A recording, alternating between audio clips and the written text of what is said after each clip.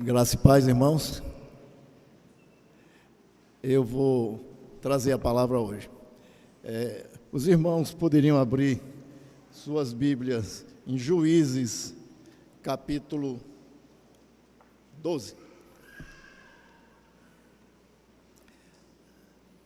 Todos acharam?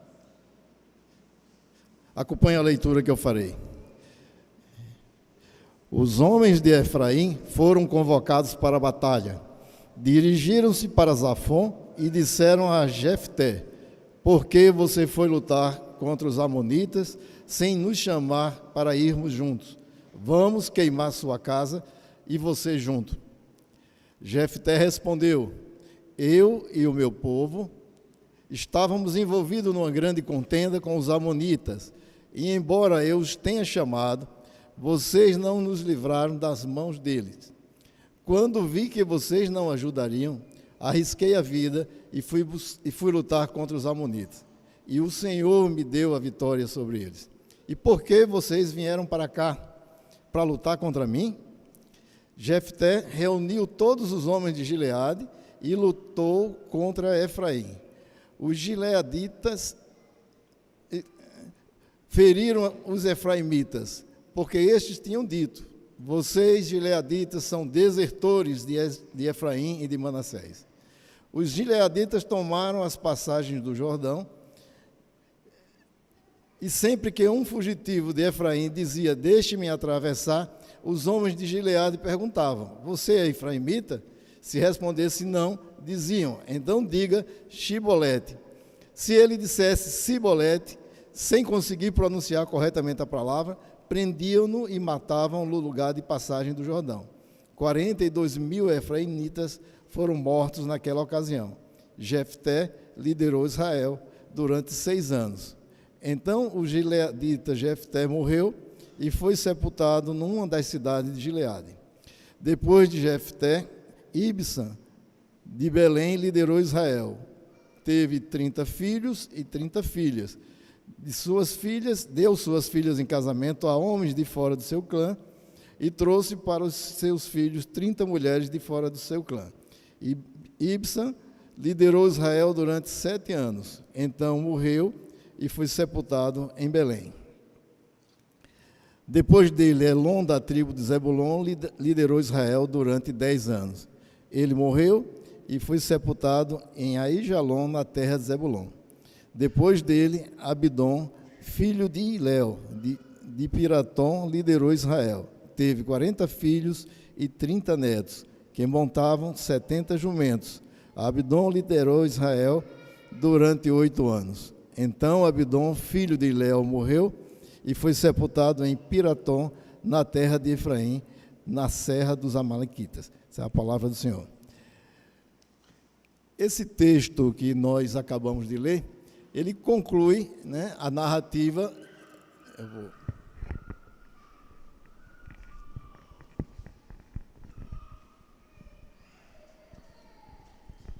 Ele conclui a narrativa do ministério de Jefté, o 8º juiz de Israel, conforme está registrado no livro de Juízes.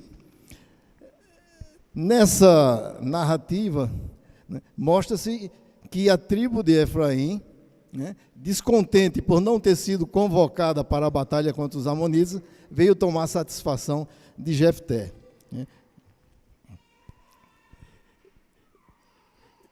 Isso já tinha acontecido antes. Quem lembra que na exposição de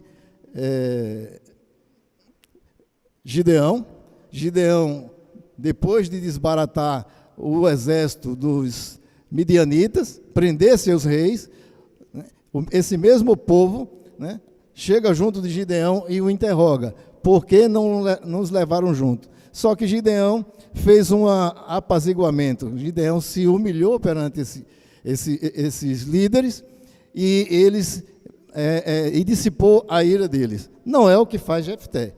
Jefté age, né, quem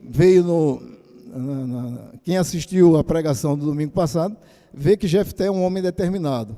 Ele usou um método de esclarecer os fatos, né? Então, na batalha contra os amonitas, ele esclarece os fatos, ele mostra que eles estão errados, e quando não há acordo, ele parte para a batalha e os derrota. Nesse caso, ele faz o mesmo, né? Ele chega e diz aos homens de Efraim, né? Nós tivemos uma grande batalha, né? E eu os tenho chamado, vocês não livraram nosso povo das mãos dos amonitas. A tribo de Efraim era uma das tribos mais poderosas nesse momento em Israel. Era numerosa, né? Era uma tribo que os netos de Jacó, né, os 2 netos de Jacó, filho de José, foram adotados por Efraim, por Jacó, e esses rapazes, esses 2 netos, passaram a ser patriarcas da nação de Israel. Então, é uma tribo que tinha, digamos assim, um certo pedigree, né? E quando Jefté diz, olha, nós tínhamos chamado você, havia 18 anos que os amonitas estavam, né, antes os amonitas estavam oprimindo Israel. E certamente durante os 18 anos, várias tribos vizinhas foram convocadas, né, para livrá-los, o povo de Gileade. E a mais poderosa tribo da região não respondeu. Então, os anciãos, né, quem está lembrado, Jefté, ele é uma figura emblemática, porque ele é colocado como um guerreiro valoroso, né, no capítulo 11, né, e ele tem uma história um tanto quanto dramática. Ele era filho de uma prostituta, o pai dele, Gileade, né? Pelo contexto da história, o pai casou com uma mulher que havia sido prostituta, ele é o primogênito desse homem, e ao pai morrer, os filhos dele o expulsam da casa do pai, dizendo que ele não vai ter herança, e ele acaba se refugiando numa região distante e se junta com um bando que a Bíblia chama de homens vadios, vagabundos. E ele está lá, né? Quando os anciãos resolver por conta própria, né, o exército dos amonitas estava acampado, chamam Jefté e ele assume a batalha. A condição que Jefté colocou foi que ele fosse nomeado juiz. Nesse momento ele já venceu a batalha, né, já resolveu o problema,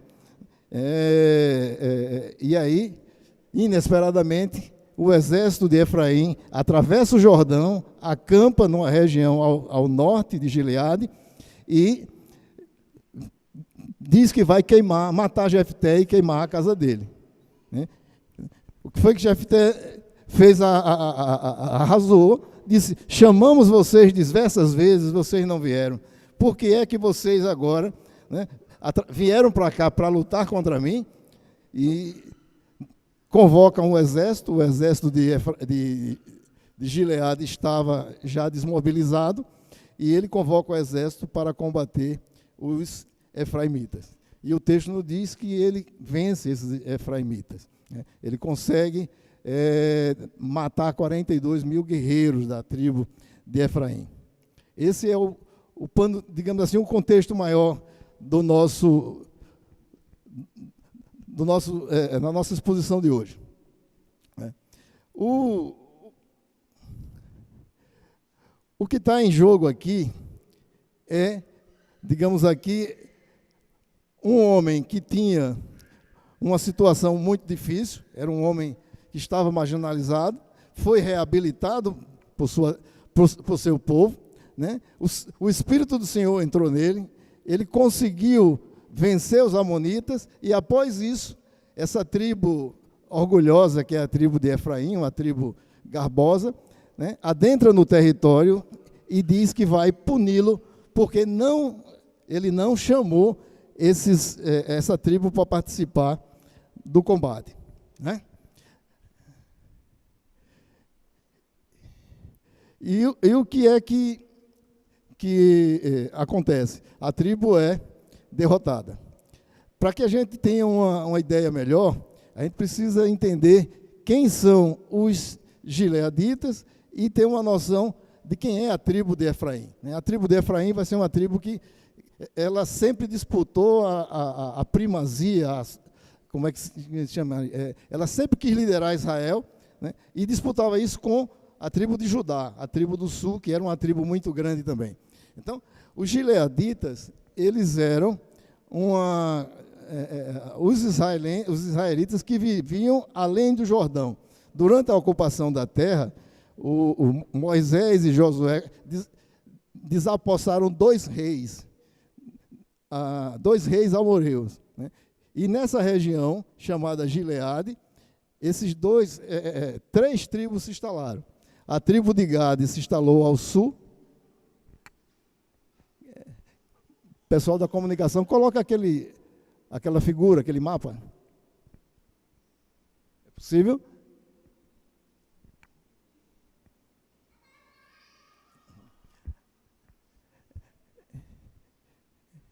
Esse povo chamado gileadita era um povo que vivia a oeste do rio, estava separado do restante da nação pelo Rio Jordão, e era um povo mais exposto, né, às invasões que vinham do lado da Mesopotâmia e do deserto. Ok? Pronto. Se vocês puderem... Aumentem mais um pouco. Opa, volta. Ok, mais. Pronto. O Rio Jordão liga o Mar da Galileia em cima e o Mar Morto embaixo. Aqui do lado de cá tem uma tribo de Ruben, a tribo de Gade e a meia tribo de Manassés ao norte. Essa região era conhecida como a terra de Gileade. Foi essa região onde o juiz Jefté combateu os amonitas e libertou o povo da opressão, né? E pronto. Então, é uma região muito extensa e a tribo de Efraim está no meio ali, né? Bem no centro do país. Né? Aquela setazinha ali mostra o percurso provável deles para chegar, atravessar ali na região de Zafon. Né?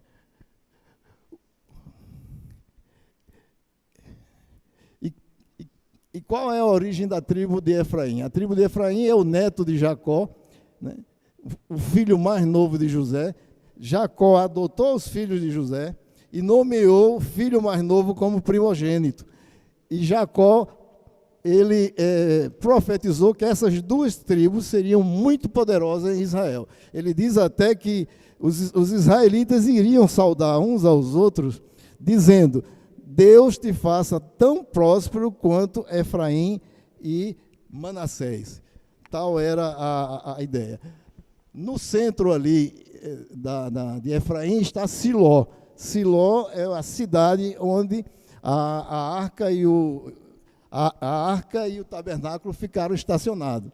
Então, essa arca só foi retirada de Siló quando o rei Davi levou ela para Jerusalém. Então, Efraim era uma tribo poderosa, tinha como aliado a tribo de Manassés, que era tão grande que tinha Manassés oriental e Manassés ocidental, um a leste do Rio Jordão e o outro a oeste.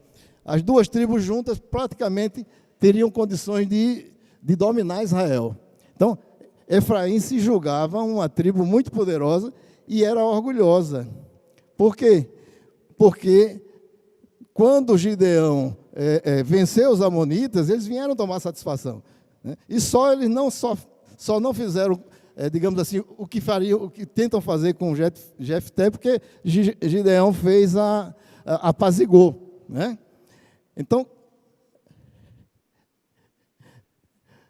eles são orgulhosos, eles têm a sede, né, de adoração está no seu território, é uma tribo poderosa. Essa região que Efraim ocupa, no futuro vai ser a Samaria, o reino do norte, uma região muito fértil.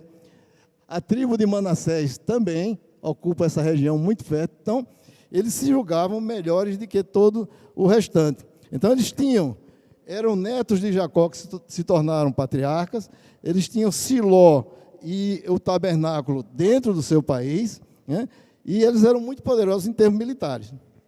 E Jefté os derrotou com a ajuda do Senhor. Quem viu a pregação viu que o Espírito do Senhor entrou em Jefté e o habilitou para lutar contra os efraimitas. Né? Então, os líderes de Efraim, eles olham para Jefté e dizem: ele quer usurpar, ele quer ser líder da nação. Nós devemos acabar com eles. E eles acabam sendo humilhados, né?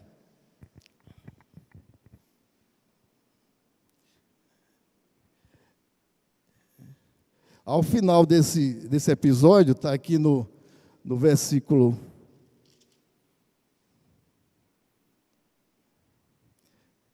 42.000 dos combatentes de Efraim são mortos. E essa mortandade faz com que a tribo de Efraim perca a importância em Israel, né? Gideão desejou ser rei. E por que Gideão não aceitou ser rei? Porque ele sabia que a tribo de Efraim não deixaria e o atacaria, né? Então, para a monarquia em Israel ser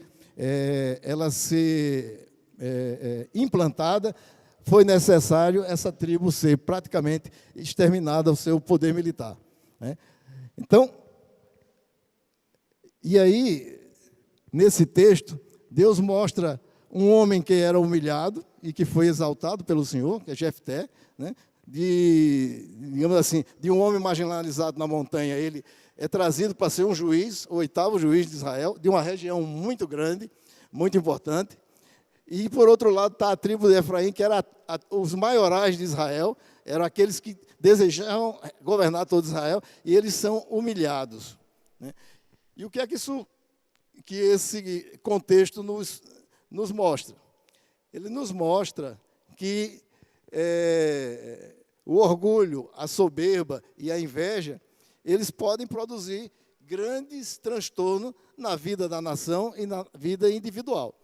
E o Senhor, ele honrou Jefté e ele puniu a arrogância, né, e a soberba de Efraim, né?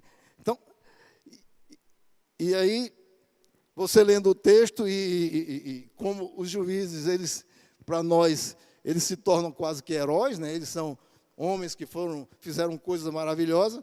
Então, o que é que vai acontecer? A gente fica só pensando, diz, Efraim é muito mal, mereceu, né? Mereceu, essa tribo era arrogante, essa tribo foi castigada pelo Senhor, e é óbvio que isso é uma coisa, é possível ver isso no texto, e isso é verdade. No entanto, antes que possamos fazer um juízo, né, mais aprofundado da situação espiritual e moral da tribo de Efraim, eu convoco vocês, e eu me incluo nisso, que nós nos examinamos também, né? O que aconteceu com esses líderes e com esse povo, acontece diuturnamente à nossa volta e conosco mesmo. Os irmãos, já soa familiar para os irmãos que em algumas situações que nós presenciamos, conosco mesmo ou com outras pessoas, uma pessoa recebe ou é convidada para assumir um cargo importante, né? Um cargo importante no trabalho, né? Recebe uma bolsa de estudo, ou até mesmo um ministério na igreja, né? E isso acontece com qualquer um, né? A pessoa que está ao lado, né, em vez de se alegrar, ela diz, que injustiça, devia ser comigo, né? Eu sou melhor, eu sou mais inteligente, eu estudei mais, eu deveria ter ganho essa oportunidade, né? E, não raras vezes, a pessoa que está recebendo essa promoção, ou esse ministério, ou uma bolsa de estudo, ela passa a ser hostilizada, ela passa a ser difamada pelas pessoas próximas dela, pelos seus iguais. Isso acontece a toda hora, né? Então, né, esse texto, ele está aí para mostrar exatamente aquilo que o Senhor diz na sua palavra. Quem se exaltar a si próprio, Deus vai humilhá-lo. É a aplicação direta dessa verdade.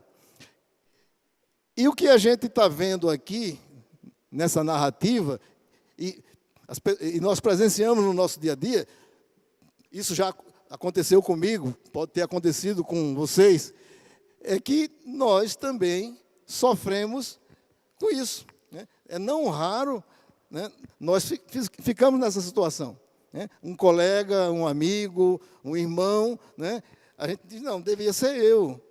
Por que não? Eu estou mais qualificado. Será que foi justo? E passa a ter uma atitude de hostilidade com aquele amigo ou com aquele vizinho. E isso, né, causa problemas. Então, o que nós estamos refletindo aqui é sobre o efeito de um pecado, que é um pecado tão grave, né, o pecado da soberba, do orgulho, da inveja, ele é tão grave que ele afetou nossos pais. Né? Isso aconteceu com Adão e Eva. Né? Eles tiveram a soberba de quererem o conhecimento, comer a árvore proibida para obter o conhecimento, né, do bem e do mal. Isso aconteceu com Caim, quando Caim, né, viu a sua oferta ser rejeitada e a do seu irmão ser aceita. E o que é que aconteceu com ele? Uma raiz de amargura se instalou dentro dele e ele foi alimentando aquilo e acabou matando seu irmão. Isso aconteceu com essa tribo. Isso vem acontecendo ao longo.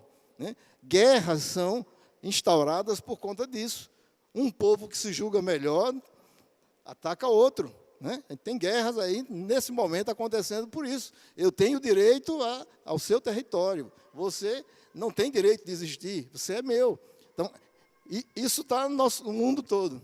E esse pecado é um pecado muito grave. Por quê?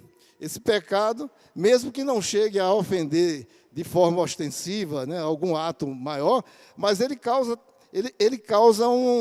problemas em 3 áreas. Né? A cobiça e o orgulho, principalmente o orgulho ferido, ele corta a comunhão com Deus. Né? Caim ficou achando que Deus era injusto, né, que não, ele foi desprestigiado, o mesmo sentimento da tribo de Efraim. Então, e Caim matou um amigo. Então, a comunhão com Deus é rompida, a comunhão com a pessoa próxima que participa desse evento é rompida, né? Inclusive a paz interna, porque nós que sofremos, né, que somos alvo do assalto desse pecado, quando ele não é controlado, nós também sofremos. É perturbador isso, né? E não raro a gente se pega numa situação dessa. Isso é muito comum. Né? Então, nós precisamos estar atento a essa situação. E o que fazer se você está sendo, digamos assim, fisgado por um sentimento desse? Né? As Escrituras dão algumas diretrizes. Eles dizem que, em 1 João 2,16, vai falar exatamente, né, porque João diz, porque tudo que não há no mundo, a concupiscência da carne, a concupiscência dos olhos e a soberba da vida não procede do Pai, mas procede do mundo. Então, a soberba ele deixa por último, né? Mas a soberba com a cobiça, com a inveja, tudo isso afeta profundamente o ser humano. Lá em Mateus 23:12, Jesus diz, todo aquele que a si mesmo se exaltar será humilhado, todo aquele que se humilhar será exaltado. E o que fazer? Se você está, digamos assim, sendo afetado, ou na iminência de que esse pecado domine você, se instale no seu coração. As Escrituras dizem que você tem que vigiar e orar. Né? E está lá em Mateus 23:12. Vigiai e orai, porque o espírito está pronto, mas a carne é fraca. Então, nós devemos, a todo momento, estar vigiando para que o nosso coração não seja assaltado por esse sentimento. Né? Nós temos que estar atentos, né, a nós mesmos, não é aos outros. Tem uma outra orientação de Provérbios que diz guardar o nosso coração. É Provérbios 4:23.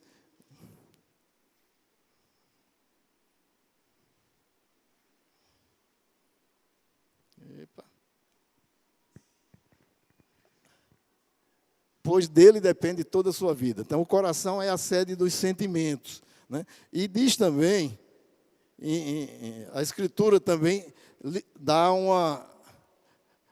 uma diretriz. Você não só deve guardar o seu coração, deve guardar os seus sentimentos, né, fortalecer-se espiritualmente, mas você também deve guardar a sua mente. Filipenses 4:7. E a paz de Deus, que excede todo entendimento, guardará o coração e a mente. Né? O coração representa os sentimentos e as emoções, e a mente, o intelecto, a vontade racional. Né? E mais, você não conseguiu vigiar e orar, você não conseguiu guardar seu coração, você não conseguiu guardar os seus pensamentos, e caiu, foi enredado, seu coração foi assaltado por essa gangue de pecados horríveis. E o que é que se deve fazer? Deve-se, né? João vai dizer lá em 1 João 1,9, ele vai dizer, se confessarmos os nossos pecados, Ele é fiel e justo para perdoar os nossos pecados e nos purificar de toda a injustiça. Então, uma vez que você tiver sido, o seu coração tiver sido conquistado por esse pecado, você pode purificar seu coração. Você confessa o pecado, você se quebranta perante o Senhor e o Senhor o restaura. Né? Essa foi a orientação de Deus para Caim. Né? Guarde seu coração. Se você não se controlar, você vai se perder. E isso serve para nós outros, nós hoje. Né? Um texto, e nesse texto nós podemos ver 3 facetas do texto. O texto mostra um problema, um conflito, e esse problema, esse conflito, na Bíblia, ele sempre é causado pelo pecado, a atuação do pecado. Né? Esse conflito, ele pode ser evitado ou não, mas nesse caso houve uma punição, uma justiça. Né? Muita gente morreu por conta da soberba de Efraim, 42 mil. Né? Mas ele também mostra, né, esse texto mostra a graça do Senhor agindo. Aliás, toda a Bíblia, né, mostra o Senhor graciosamente socorrendo e guardando o ser humano e aqueles eleitos. Então, onde é que a gente enxerga a graça de Deus nesse texto? A graça de Deus nesse texto, ela está aplicada sobre os gileaditas que se humilharam e clamaram ao Senhor, e o Senhor providenciou um libertador. É uma aplicação da graça. A aplicação da graça na vida de Jefté, que apesar de percalços, apesar de um pouco entendimento, né, muitos estudiosos dizem que ele, de fato, sacrificou a filha em holocausto, outros dizem que ele mandou a filha para ser serva, né, uma virgem serva do templo. As duas posições são defensáveis, mas é possível que ele tenha realmente oferecido sua filha em holocausto. Eu lembro, né, eu conheci um judeu que é arqueólogo, e ele se tornou cristão. Falando sobre Israel antigo, ele disse, vocês pensam que Israel era monoteísta. Nunca foi. Só foi monoteísta depois que voltou do cativeiro. Israel era monoidólatra. Ele olhava para Jeová, fazia tudo aquilo, mas agia como se estivesse fazendo para um outro Deus. Era tão fácil trocar, né? E era até mais fácil, porque você tinha uma figura, né? Então, no caso de Jefté, com toda boa intenção, ele conhecia as Escrituras, né? Ele fez um voto, né? Aquele sair da minha porta, né? É pouco plausível que você vivesse com ovelhas, né, com bois dentro da porta, dentro da sua casa. Então, ele estava dizendo, ou um servo, ao quem sair, eu oferecer em sacrifício. Então, ele fez isso. Então, apesar de todos esses percalços, se você não olhar a Escritura em conjunto, você vai dizer, esse Jefté é igual a Saul, perdido. Mas lá em Hebreus 11, né, nos heróis da fé, está lá Sansão, que eu achava que não estaria, e está lá Jefté. Então, Jefté foi salvo. E ele pagou um preço. Ele perdeu a filha, né, ele não teve filhos, então a descendência dele foi extinta. Isso era muito duro para um judeu da antiguidade, saber que sua descendência seria exterminada, ele não continuaria, mas ele foi um redimido. Né? E isso nos dá um recado, nos dá um alento, né? Porque pessoas que vivem no engano, que não entendem o caráter de Deus, que adoram a Deus de forma inapropriada, elas podem ser alcançadas pela graça do Senhor, sim. Tem outros piores do que Jefté que o foram, né? E a gente pode enxergar essa aplicação da graça. Inclusive, a aplicação da graça na morte dos 42 mil gileaditas. Esses 42 mil gileaditas, que era o exército, né, digamos assim, a elite do exército dele, aqueles que estavam, os homens mais aptos, ao serem dizimados, ele abriu o caminho para que a monarquia pudesse ser instalada. E a monarquia, começando com Saul, depois com Davi, é a monarquia que iria trazer o Messias. Cristo é o descendente de Davi. Então, até na desgraça da tribo de Efraim, o Senhor está derramando sua graça sobre o seu povo, né? E nós vemos, aconteceu uma tragédia, mas muitas vezes, uma pandemia, por exemplo, é ruim. Quantas pessoas tiveram, durante a pandemia, uma comunhão maior com Deus, se voltaram para a palavra? Muitos, eu tenho na minha família pessoas que se converteram, né? E uma desgraça, mas Deus está derramando sua graça, enquanto nós olhamos o mal, né?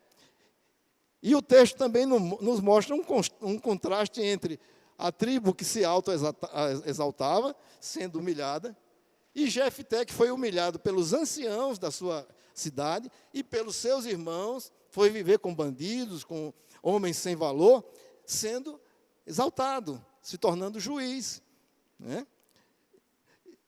E isso para nós é muito bom, né? E nos mostra que nós precisamos estar com os olhos espirituais, olhando para o alto, para ver a graça sendo aplicada até nas coisas ruins que nos acontecem, né? Eu lembro que eu tenho um colega, isso é um fato real, que eu estava no final de semana no posto, a gente ia trabalhar sábado e domingo, 2 dias, e faltou uma pessoa. E no domingo, na virada para segunda-feira, é um inferno, é muito caminhão e tal. Aí o chefe da equipe disse, olha, falou lá para o diretor, disse, arranja alguém, a gente não vai dar conta, né? Aí o diretor saiu visitando os colegas fiscais. O primeiro que ele pegou, né, disse, aí, o que é que está fazendo? Não, eu estou aqui, fiz a feira, estou me arrumando para ir para a praia. Não vai para a praia, não, você vai para o posto. Levou o cara na tora para o posto. Aí o menino chegou lá, transtornado de raiva, né? Eu sou o abestalhado, eu sou mole, como é que faz um negócio desse comigo? Eu tinha marcado um churrasco, aquela coisa. Trabalhou de má vontade. Beleza. A gente saiu, né? Entregamos o plantão na segunda de manhã. O que é que acontece? Na segunda à noite, bandidos invadem o posto, com 12, botaram o pessoal no chão, pisaram no pescoço, roubaram tudo que as pessoas tinham, né? Ele estaria no plantão da segunda-feira. Aí no outro plantão, a gente diz, e aí fulano? Ele disse, foi um livramento de Deus e eu fui um ingrato. E ele é crente. Entendeu aí? Foi ruim. Quantas pessoas perdem um voo e ficam iradas, e aí acontece um problema. Não é isso? Então, nós precisamos enxergar a graça de Deus ao nosso lado, na vida do nosso irmão, na vida da nossa igreja, na vida da nossa família. E esse texto é um texto que nos chama para que nós nós guardemos no nosso coração, para que não sejamos também, né, facilmente assaltados pelo orgulho ferido, pela cobiça e pela inveja. Porque você que é assaltado e não trata esses sentimentos, você está sujeito a interromper sua comunhão com Deus, a interromper sua comunhão com um grupo, né, ou com umas pessoas, e perder a paz interna, né, ficar atormentado, né? É aquela história, quem ganha mais com o perdão, né, não é quem recebe, é quem dá o perdão. Então você tem que tratar isso. Essa é a mensagem desse texto. E eu acredito que nós devemos ler com carinho, né, ler com atenção no livro de Juízes. Eu tenho aqui um testemunho em casa, e meu mesmo, que eu não dava muito valor ao livro de Juízes, mas com essa pregação em série, com aquele software, com as reuniões que nós estamos fazendo, esse livro era como se ele tivesse apagado e longe. Ficou uma coisa vívida, né, aplicável à nossa vida, que nos instrui, nos estimula. E esse sentimento que eu tive, né, ao ler e refletir no livro de Juízes, né, nessas últimas semanas, eu gostaria que os irmãos também tivessem. E fossem abençoados com a visão da graça redentiva, né, na vida, na sua vida, na vida da sua família, na vida da sua igreja e até do mundo, né? Uma pandemia não é uma coisa fácil, morreram milhões de pessoas, mas isso quebrantou muitas pessoas se reconciliaram, muitas pessoas passaram a ter uma vida de comunhão com Deus, né?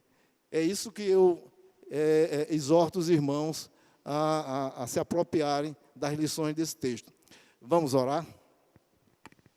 Senhor, te agradeço, Senhor, por nos ter reunido aqui para estudar o teu livro, Senhor, para conhecer os tesouros da tua palavra e a tua ação na vida de homens comuns, homens imperfeitos, como eu, como você, e que ainda assim foram agraciados, foram redimidos, Senhor, e estão na lista dos heróis da fé.